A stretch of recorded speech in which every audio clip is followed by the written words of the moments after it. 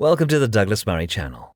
Join us for engaging discussions and insightful interviews with some of the most thought-provoking minds of our time. My next guest needs no introduction, but is going to get one. He's the author of international bestsellers, including The Strange Death of Europe, The Madness of Crowds, and his latest book, The War on the West. Douglas Murray, let's start with the Biden White House, lurching from crisis to crisis, and we'll get into the heightened risk the country faces in the coming months. But first, we've now had 3 official explanations for Biden's debate performance. He had a cold, he was jet-lagged, and he was apparently over-prepared by staff. Which one of those excuses fits best to your mind? It doesn't seem at all as though he was over-prepared. It is pretty amazing that the president put a whole week into preparing for this debate. First of all, because the consequences were so calamitous. But secondly, because, isn't he meant to be running the country? Isn't he meant to be the leader of the free world? It's an awful shame that an entire week had to be taken up just prepping for this 90-minute debate. He was obviously not on good form, as all of his sycophants have had to keep pointing out. The problem is that they have this line they've been doing for the last week, which is, he had a bad night. Well, yes, but the evidence seems to be that he has a lot of bad nights and a lot of bad days. And their attempt, the sort of Biden court's attempt to pass this off as unusual simply isn't credible. I don't think it's going to wash at all. No, and we've now got the White House declaring that Kamala Harris is the future of the Democratic Party. One of the reasons why he picked the vice president, President Kamala Harris, is because she is indeed the future of the party. And he's very proud to have partnered with her and continue to partner with her in delivering an unprecedented record for the American people. Douglas, she even referred to the Veep as President Kamala Harris there. Do you see that as likely? Could there be a move to replace Biden? Douglas Murray critiques President Biden's debate performance and the White House's excuses for it. He questions Biden's preparedness and leadership qualities and highlights the unusual necessity of extensive debate prep for a sitting president. Is the need for such preparation a sign of deeper issues in Biden's leadership?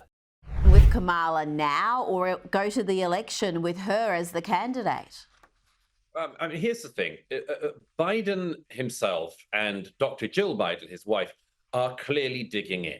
There seems to be little doubt about that. The campaign email that's just been sent out to everyone is along the lines of, I was brought up never to quit, and I'm not a quitter, and Americans aren't quitters, so I'm not going to quit.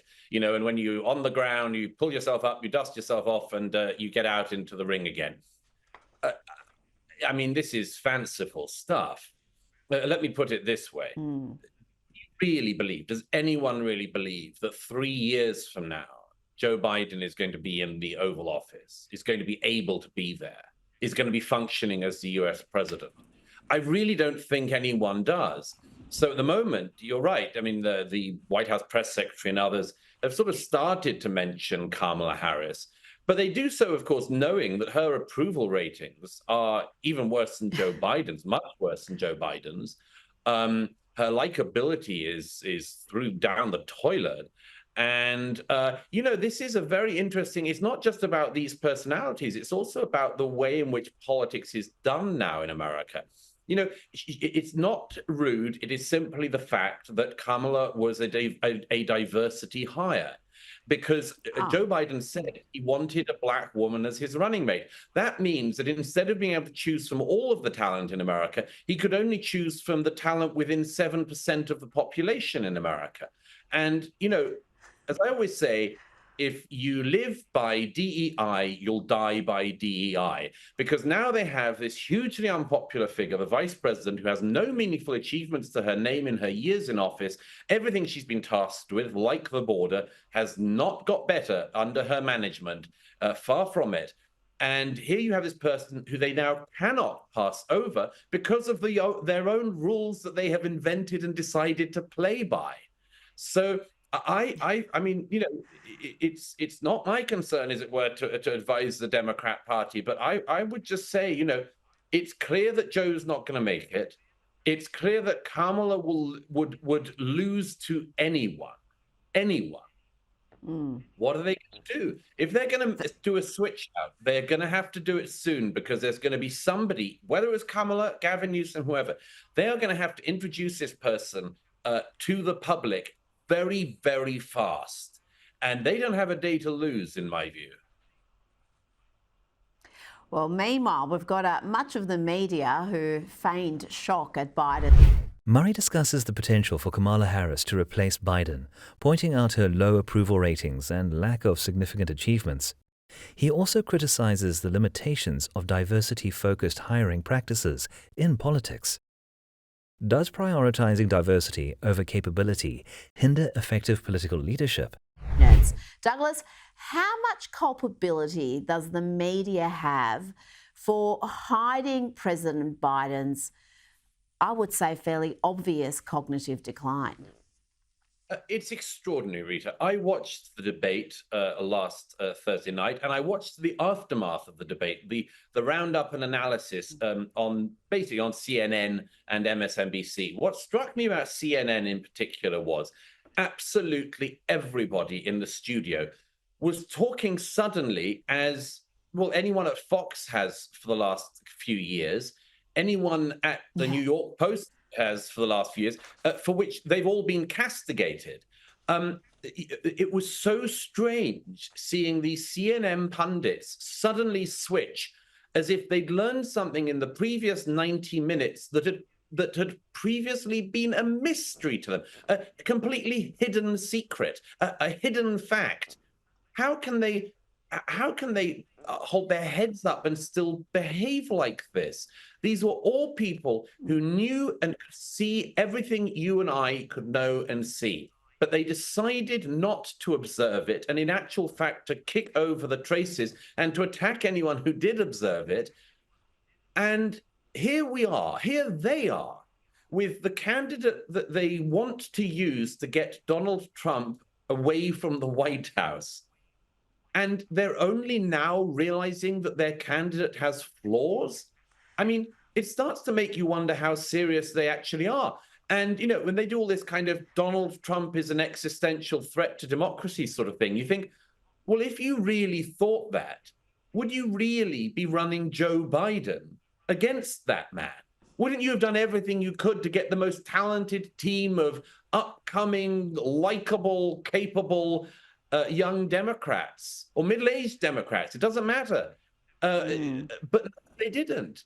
And by the way, this line about, Donald Trump using the law against his political opponents, that kind of stuff would sit a lot better with a lot of American voters if they weren't seeing the former president, Donald Trump, being repeatedly put on trial for things that are clearly politically motivated. Murray addresses the media's role in downplaying Biden's cognitive decline and the sudden shift in their narrative post-debate. He questions the media's seriousness and motives in the political landscape. How does media bias impact public perception and public accountability? You mentioned the Democrats don't have much time to lose. If they're going to replace Biden, they better do it quickly. And one name that's always near the top of the list is Gavin Newsom as a possible replacement. You wrote about him this week in the New York Post, and he's the governor of California. California ain't doing too well. Can he fail his way up to the presidency? I fear he could. Gavin Newsom absolutely wrecked San Francisco, which should be one of the world's great cities, and it's a garbage dump days. He proceeded to roll out similar policies across California as governor, and has made much of California into a dump as well.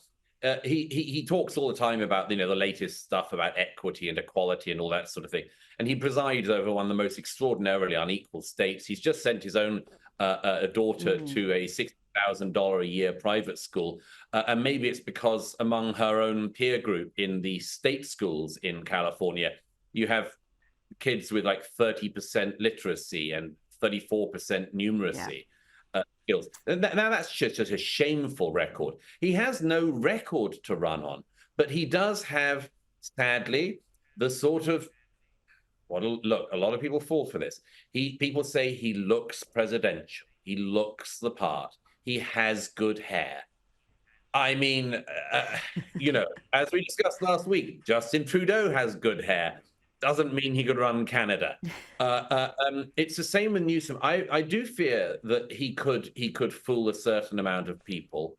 I think he would be a terrible choice, because any Republican running against Gavin Newsom just has to point to California.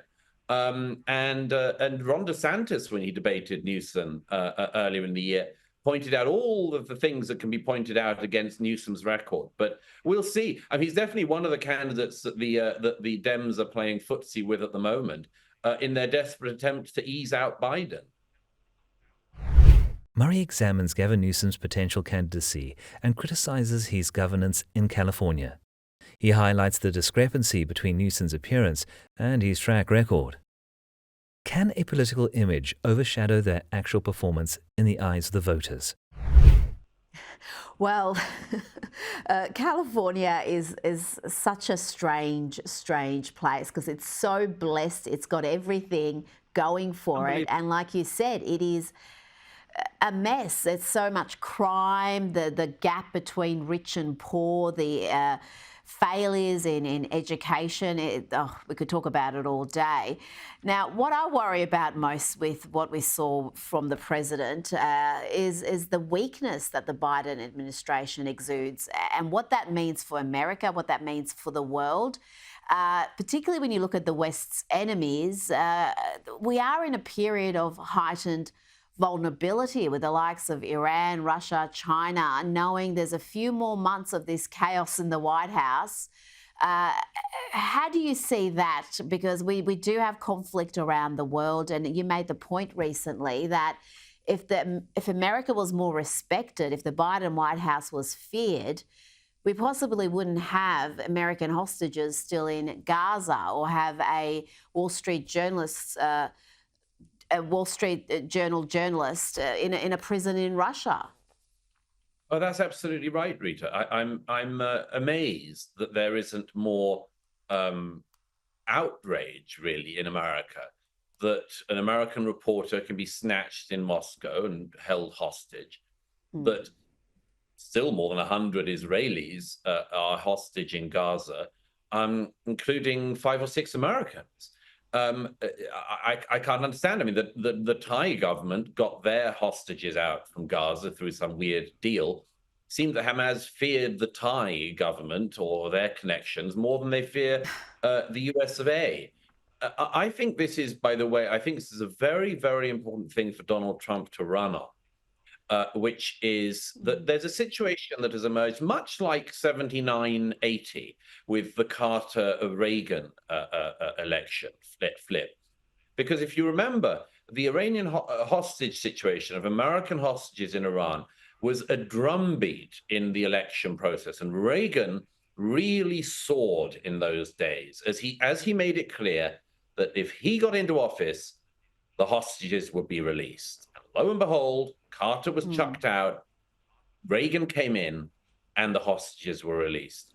I'd like to see Donald Trump do something similar. You know, he can easily stand on that stage and say to Qatar, Iran, Hamas, I know you're listening. You better keep the hostages. You either make sure you return them the day I get into office. You better have them in perfect condition, or else. And I would like to see that from President Trump. I'd like to see that from any potential leader of the free world.